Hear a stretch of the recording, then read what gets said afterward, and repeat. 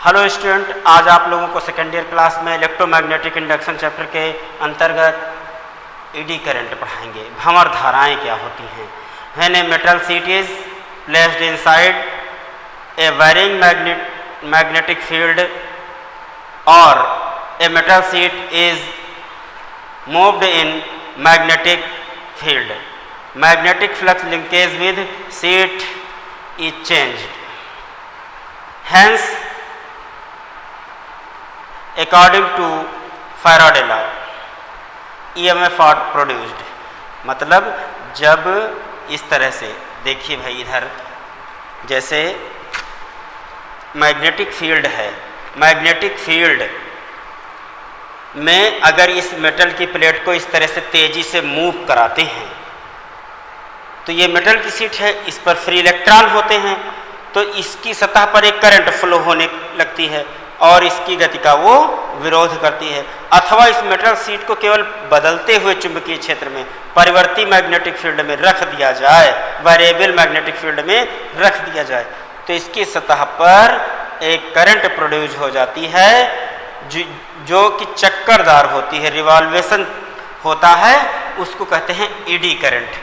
देखिए इस तरह से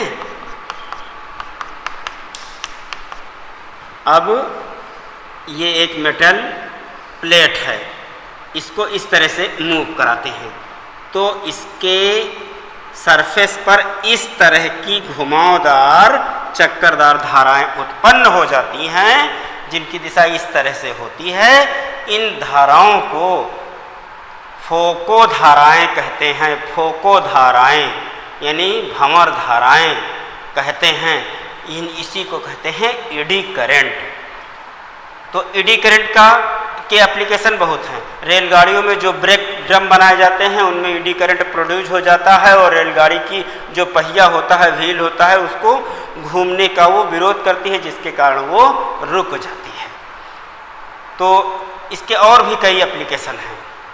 तो भंवर धाराएं क्या होती हैं कि जब किसी धातु की प्लेट को किसी परिवर्ती मैग्नेटिक फील्ड में रखते हैं अथवा एक समान चुंबकीय क्षेत्र में तेजी से गति कराते हैं तो उसकी सतह पर एक प्रकार की चमकदार और घुमावदार धाराएं उत्पन्न हो जाती हैं, जिसको हम एडी करंट या भंवर धाराएं कहते हैं। इन धाराओं के बारे में फोको नामक वैज्ञानिक ने बताया था, इसलिए उनके नाम पर इन धाराओं को फोको धाराएं भी कहते हैं। अब आपको हम बताएंगे कि what is the unit of L by R. ये बहुत ज़्यादा एग्जाम में पूछा जाता है, कंपैरेटिव एग्जाम में भी पूछा जाता है कि डायमेंशनल फार्मूला क्या होगा और यूनिट क्या होगी L by R. L by R की यूनिट और डायमेंशनल फार्मूला। तो सबसे पहले एल इक्वल टू होता क्या है, minus E upon D I upon D T होता है, डेल्टा टी होता है, delta I upon delta T होता है। तो इससे एल इक्वल टू क्या लिखा जा सकता है, माइनस का कोई यहाँ पर मतलब नहीं है, डेल्टा टी अपॉन डेल्टा आई लिखा जा सकता है। आर इक्वल टू क्या होता है, वी अपॉन आई होता है। ध्यान देना, हम आपको बताना चाहते हैं एल बाई आर का डायमेंशनल फार्मूला और यूनिट यानी विमीय सूत्र और मात्रक बताना चाहते हैं। तो L upon R equal to, L की वैल्यू क्या है, ई इलेक्ट्रोमोटिव फोर्स है, डेल्टा टी टाइम है, अपान डेल्टा आई, अपान में आर की वैल्यू तो वी अपान आई है तो वी हो जाएगा नीचे और आर क्या, आई क्या हो जाएगा, उलट करके ऊपर लिख दिया जाएगा। ये भी आई है, ये भी आई है, करंट है, ये परिवर्तन है और ये करंट है, कैंसिल हो जाएगा। और वी इलेक्ट्रोमोटिव फोर्स है और वोल्ट है, इसकी भी यूनिट वोल्ट होती है, इसकी भी यूनिट वोल्ट होती है। तो L by R equal to क्या बचेगा, केवल डेल्टा टी बचेगा, टाइम टी।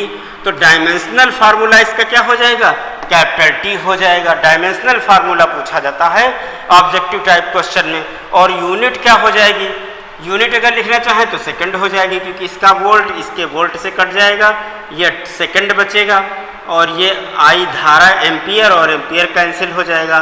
तो मात्रक एल बटे आर का क्या होगा, एल इक्वल सेकेंड, क्या होगा, सेकेंड। ये इसका क्या हो जाएगा, मात्रक हो जाएगा। Thank you student.